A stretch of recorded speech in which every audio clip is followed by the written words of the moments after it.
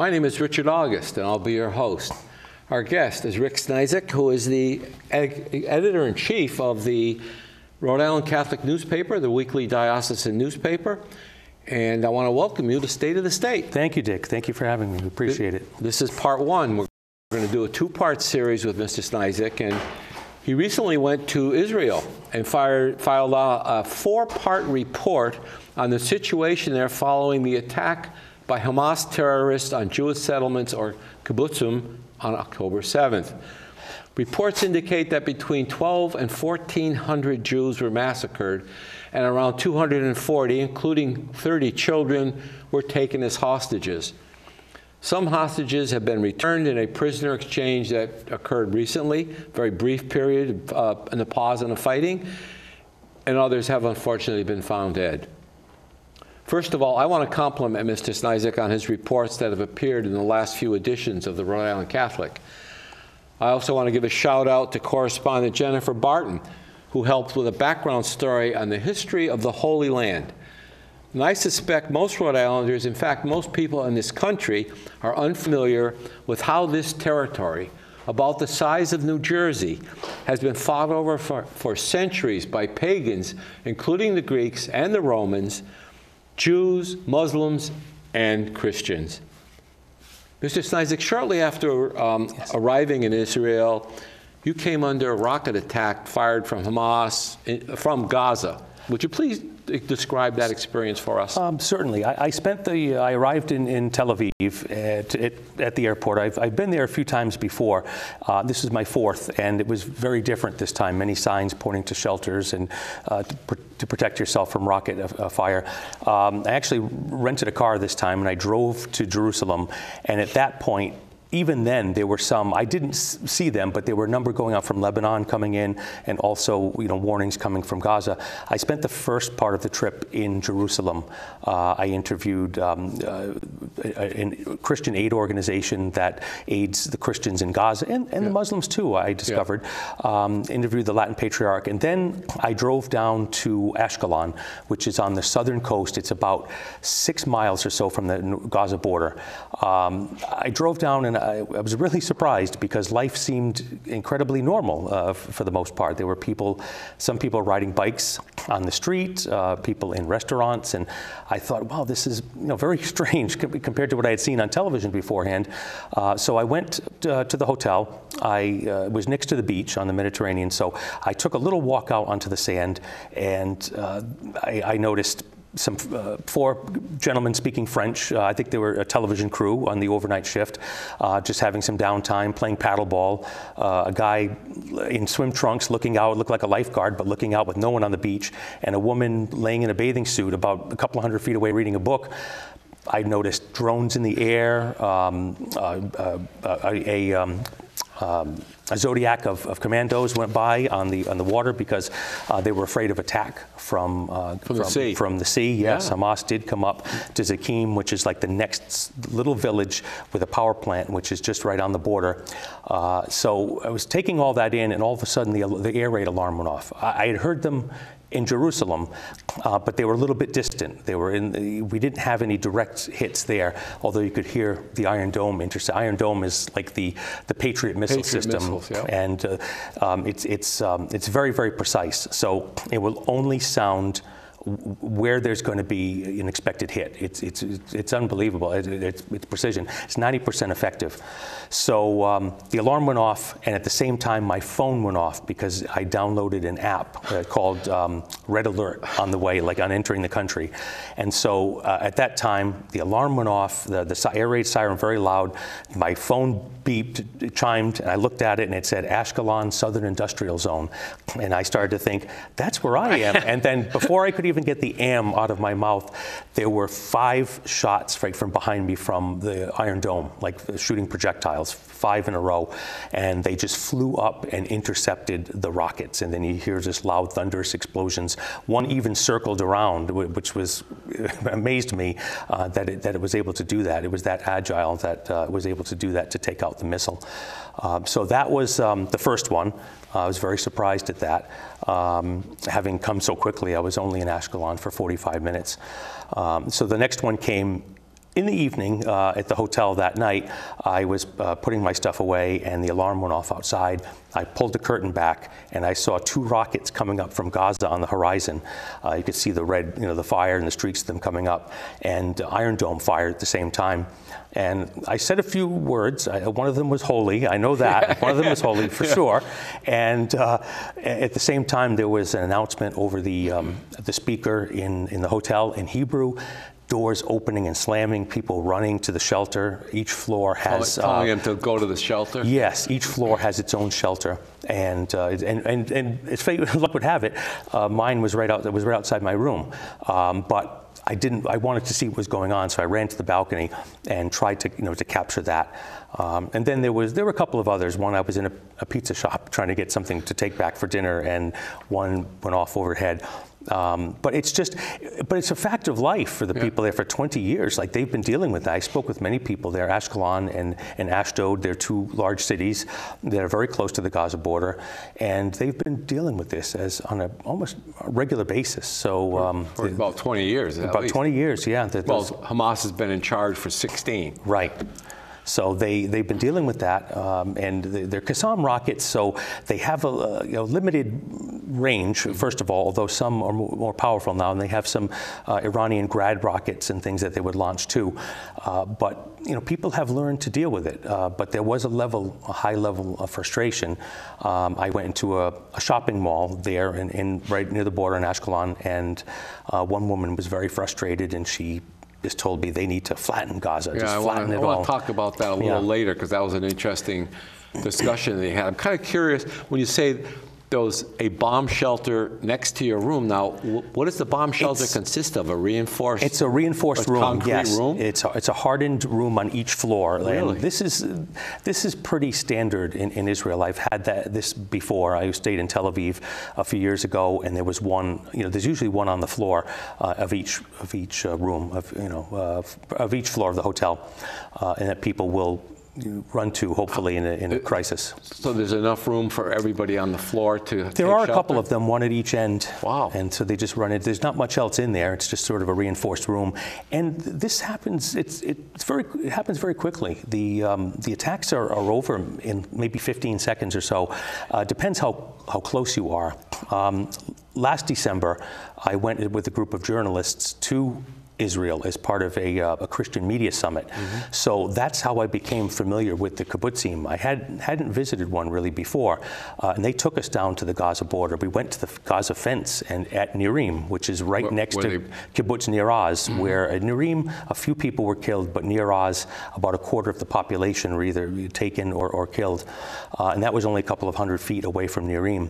So I saw the structure of it and how those worked and those sort of collective communities.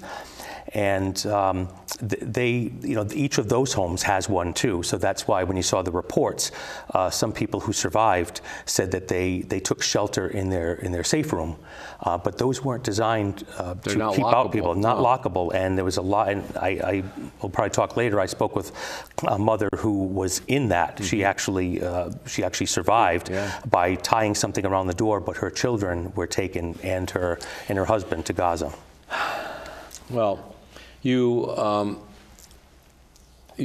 reported that a committee to protect journalists has announced that about 50 journalists and media workers have been killed already in this particular series of events. And I wonder, did you know any of these men and women, or did you speak to any of their colleagues? I did not. Many of the ones who were killed were resident journalists in Gaza. Okay. One was killed at the very beginning. I think the first journalist of the conflict, of the war, was killed in Lebanon, southern Lebanon, because they were taking fire from the north as well. And then I think Israel had fired back, and one of the journalists was too close and was killed.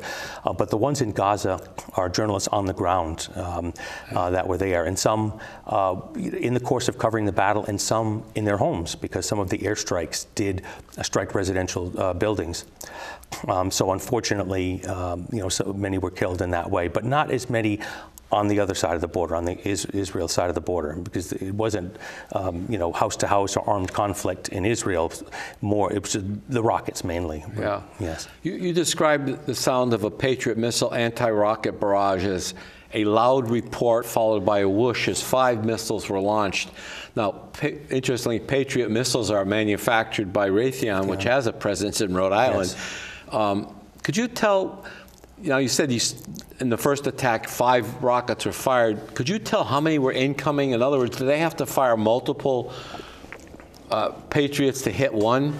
They do ordinarily, and each of those are Tamir missiles that the Israelis fire. That's part of the Iron Dome system. Each of those is $50,000 for one of those missiles. So they do customarily launch several. There were some barrages that it defeats the the ability of the Patriot to take everything down. So I did see on the first night when I drove down as close as I could to the border in Mavkim, about 4 miles north of the Gaza border, there were barrages launched from like mid-Gaza, because you could see the streaks in the sky as the sun was setting, and those were going off to far away places. Well, Tel Aviv is only like 30 miles north of that, so it takes only. When we were there in December at the kibbutzim, they said if we hear an alarm go off, we have 8 seconds to get into a shelter, because that's how close it is. Yeah. Khan Yunis, which is right now the center of the fighting, because they've gone south, the Israelis of Gaza City, the IDF, and they're pursuing Hamas in Khan Yunis. We actually saw that in driving to the kibbutz. It's only 3 miles from the fence, so you could see the buildings of it. So some of the rockets launched out of there only take seconds to fall in the kibbutz. So the ones that go up to Tel Aviv take about a minute to a minute and a half. Sometimes I've watched Israeli television here and there, and when the rocket is just launched, it's about 90 seconds, and then they hear it over the studio in Tel Aviv. So that's all it takes for that, like a Qassam or a Grad rocket to get there. So yeah. These aren't truly like guided missiles. No, they're just rockets that are ballistic missiles. They just go off in the general direction. Yeah, they're not very accurate at all, and that's what makes them even more hazardous. Yeah. The Hezbollah in the north, in Lebanon, has more powerful and more accurate missiles that they launch from there. So that's a concern as well, especially when it's happening at the same time. Hamas had hoped to draw Hezbollah into the conflict. I think that was Iran's plan until the U.S. military moved 2 battle groups offshore, and then that kind of puts a damper on it, at least temporarily. Although I recall this week seeing something that I don't know if you've more made aware of this. The president of Algeria said that they are throwing the lot in with Hamas. Yes, some of the North African territories are. The closest that could actually supply and reach them would be in Egypt. And President al-Sisi has no appetite at all for even taking people into the Sinai. Like, that's some of the plan that they feared as well, that the Israelis will try to push the Palestinians into a safe zone in the North Sinai, which ironically is also home to several factions of ISIS. So they're in there. I was there in 2015, and there was a headline across the top of the Jerusalem Post that said 100 Egyptian soldiers were slain by ISIS there. Yeah. So they do operate in the North Sinai. They might have operated in concert with Hamas in this attack. But al-Sisi they're the closest ones that could reach Gaza. So if Algeria throws this lot in, they can't supply anything through there unless it went through Egypt. And some military analysts that I follow have said that the fact that we've supplied the Patriot missile system to not only to Ukraine as well now as to Israel, that basically our inventory is pretty much depleted. Right. Were there any indications that the IDF is concerned about their ability to replenish the Iron Dome? No, I am part of the journalist group, and I still get information from there. Because it's Operation Swords of Iron, so the journalists were incorporated into that in sort of a chat. So I still get information from them, and I've never seen any indication that they're concerned about that. As a matter of fact, yesterday, aside from the Patriot missiles, the U.S. has agreed to sell a lot of tank armor to Israel, like to increase the amount of tank munitions being sold there, or you know, so they're purchasing them from us, so we're not donating or giving them to them, so it's happening in that way. But I saw no indication of that they were concerned about the lack of missiles available. Well, as you probably are aware, the Republicans in Congress want to give an aid package to Israel so they can, for that reason, so they can buy them. And the Biden administration is saying, no, it's got to be tied to Ukraine. Yeah, we get into the whole geopolitical mess anyway. You said you had an app on your phone that chimed the warning, the so-called red alert. Yes. How did you become aware of this, and is it provided free by the government? Yes, anyone can download it. You're encouraged to when you're in the country, and not just journalists, but everyone has it. I was walking through the streets of Tel Aviv on the last night before flying back, and the alert went off, and I noticed my phone. It wasn't just my phone chiming; it was other people in proximity to me, and then they just looked down at it to see where it's coming. That night, rockets were coming to the south of Tel Aviv, but again, very precise. So there's a difference between north, south, east, and west Tel Aviv, and the alarm, the air raid siren won't go off in those other areas if the rocket's trajectory isn't expected to reach there. Yeah. Well, today, if they can tell you how far a golf ball is going to go, when the guy tees off, I mean, this is a more sophisticated version of that. Yes. Yeah. So when you're walking around a city like Tel Aviv or Jerusalem or anywhere, are there shelters you can go to so that if your watch goes off, is there some way to identify where I should go? Yes, there always have been. They're even on Google Maps. If you look at, because I was looking at the drive down to there, I got a little bit of advice upon leaving Jerusalem when people knew that I was heading there, and I talked to some soldiers and that were in Jerusalem. And they said that, well, the thing you should do is make sure that you leave your window down a bit so you can hear the air raid in case you have the radio on or something. Do that. And if for some reason you're out in the middle of nowhere and rockets are coming in, that you're supposed to get out of the vehicle and cover your head in a ditch, and that way. So that was about the only preparation I'd gotten for it. But kind of reminds me of when I was in school, we had atomic bomb drill, and you put your head under your desk. Yeah. So, but people know about it, so it's widely available, and from my understanding, it's used in Ukraine as well. Like they have their own version of that for rockets that were launched against them by Russia. So, you talked about an organization referred to the Catholic Near East Welfare Association and the humanitarian work that it does, and has been doing as like a Good Samaritan basis in Gaza, and also in the West Bank and East Jerusalem, which are under Palestinian control as well. Can you tell us about your interview with Regional Director Joseph Hasbun? Did I pronounce that correctly? Yes. Hasbun? Yes. He's the director of the Jerusalem field office. There are others throughout the Middle East, in Lebanon and Jordan and such, but Joseph's catchment area is East Jerusalem and the West Bank and Gaza, and he's been several times. He even said that he would take me over there at the end if I wanted to go over with them, but that was in the early times, assuming that there was going to be something left to look at and aid to provide. So he spoke about that. It's actually headquartered in New York City, and Monsignor Vicari, who heads that organization, was in Providence recently, right after I got back for a fundraiser. Was not connected at all, but it was just a surprise to see him come through there for that. But it's a Pontifical Mission Society, and they do a lot of great work. What they do is they provide, like Joseph was telling me, that in the first days of the conflict, he got frantic calls. There are a couple of Gazans who are Christians who run the Gaza office. One of them, or actually two, are brothers, and unfortunately, their family, their parents, and his youngest nephew were killed in an airstrike on their apartment building in Gaza City. They were just collateral damage, unfortunately. But they called Joseph and they said, we need to get this material. They bought cheese, they bought different things. They said, do we have the authorization? Joseph said, do it, just go. So they purchased $100,000 worth of supplies in Gaza, sort of on credit, and the money was transferred from New York to Jerusalem right away. So that's why the fundraisers are very important for these organizations, because the money is used. I've seen what it's intended for. So they transferred that, and at first it was $10,000 and followed by $100,000. And so they did this a couple of times. They bought enough food. I learned that there were only about 1,000 Christians living in Gaza, But the impact that they have an outsized impact on the communities they're in.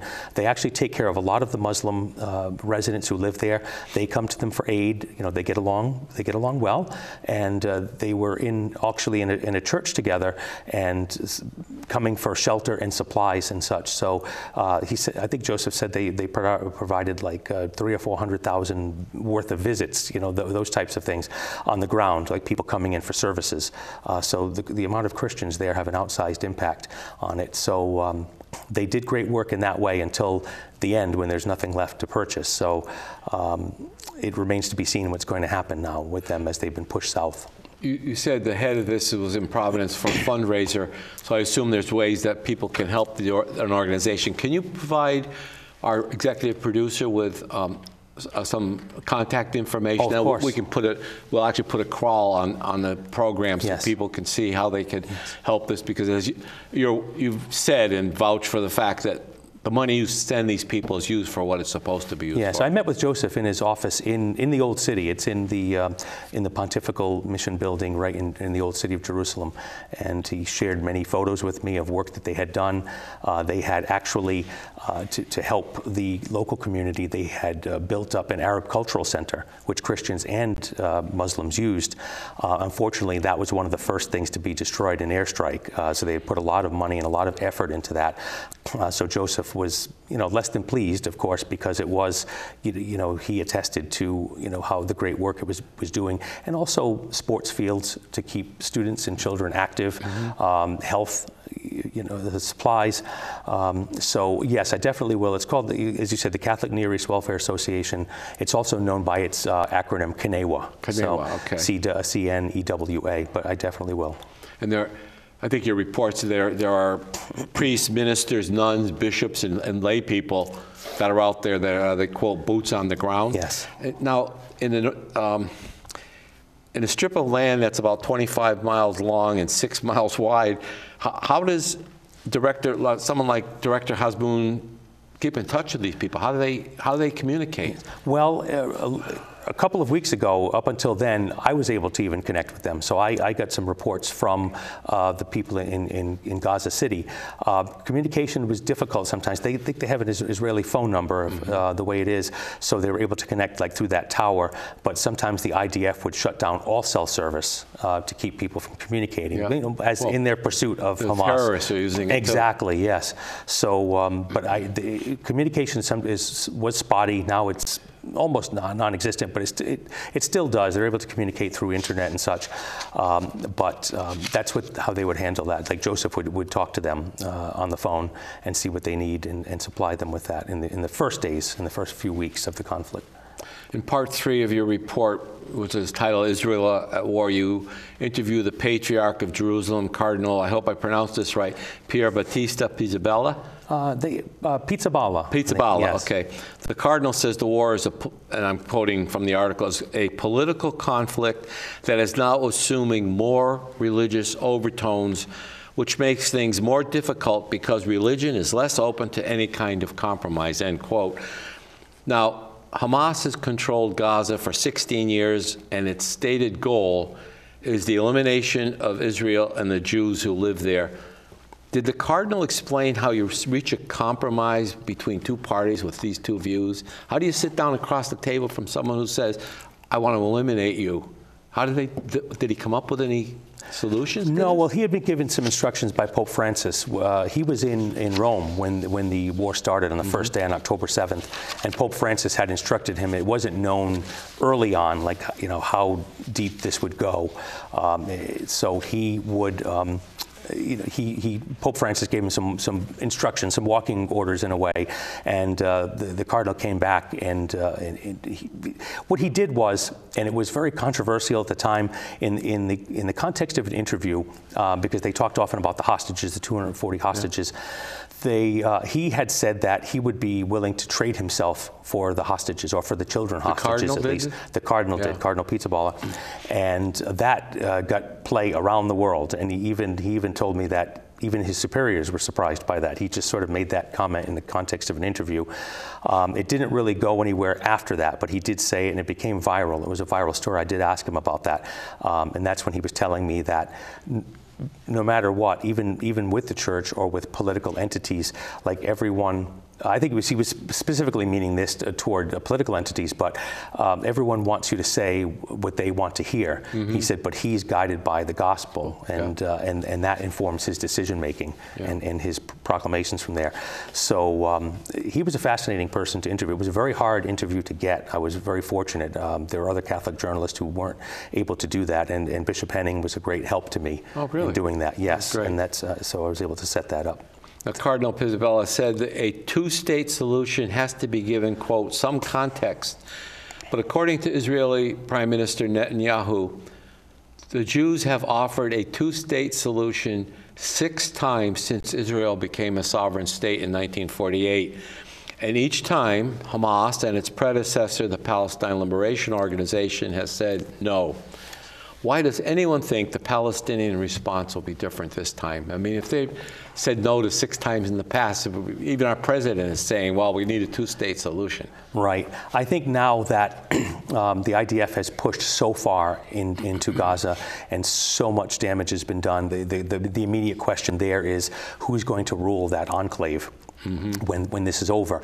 Netanyahu has said that he does not want the PLO in there at all, Hamas, or certainly not ISIS. Hamas. I think that's what the assumption that Hamas is going to be eradicated.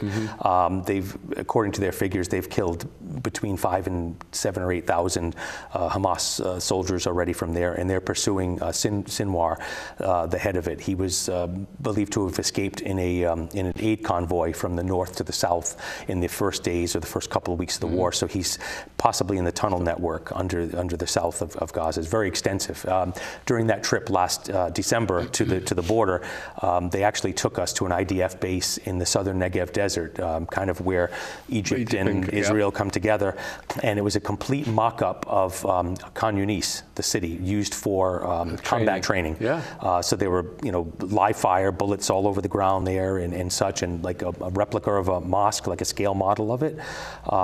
And so they actually took us into a tunnel. They let the journalists go into a replica of a Hamas tunnel, and very tight, very small. It's reinforced, but it was built in the same way, and they train in those as well. So that's where they're believed to be hiding now, but at a much deeper level than the ones we went in. So that's who's going to rule it at the end. It's anyone's guess at this point. But it's not going to be Hamas. And I think one of the things that I sense is that a stated goal of eliminating or eradicating Hamas is almost impossible, because you're talking about an ideology and not a force. So that in the Muslim world, of course, as you're well aware, if I kill your father, you have an obligation to try to kill me.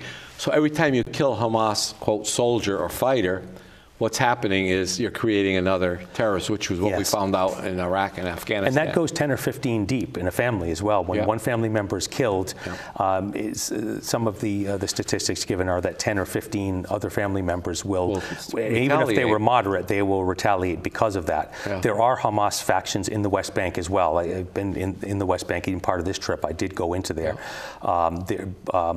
The PLO controls. They have the Palestinian Authority has control over that. It governs the Area A, Bethlehem and such. But Netanyahu does not want them to have any involvement. No, and there are some Hamas factions there, but they're certainly not going to relocate to Gaza. They want to seal it off. Like the latest because I still continue to follow everything from there, and one of the latest I had heard is that Gaza will be walled off or sealed off even more than it is from the outside world, and access be given mainly through Egypt going forward. Well, we're almost at the end of part 1, and we want to thank our audience for participating and listening, and we want to encourage you to stay tuned for part 2 of our interview with Rick Snizek, who has returned from a reporting mission to Israel. And thank you very much. And for our Jewish friends, Happy Hanukkah. I hope you had a great holiday. And for our Christian friends, Merry Christmas.